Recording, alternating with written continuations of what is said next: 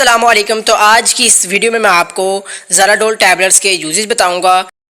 ज़राडोल जो कि एक पेन किलर टैबलेट्स है और ये टैबलेट जो कि हेडेक के लिए यूज होती है, यानी हम इसे सर दर्द के लिए इस्तेमाल में लाते हैं। दांत में दर्द हो तभी हम इसे यूज़ करते हैं और कान में दर्द हो तभी हम इसे इस्तेमाल में लाते हैं और जोड़ों के दर्द के लिए भी इसी ज़राडोल टैबलेट्स को इस्तेमाल करते हैं।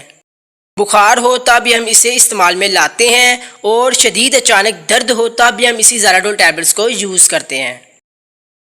तो वीवर्स, आज की इस वीडियो में मैंने आपको ज़राडोल टैबलेट्स के यूजेज बता दिए हैं।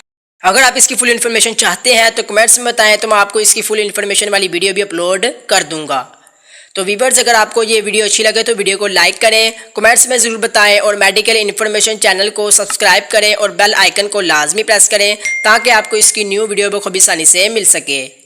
तो मिलेंगे नेक्स्ट वीडियो में न्यू मेडिसिन के साथ। तब तक के लिए मुझे इजाज़त दें। अल्लाह हाफिज़।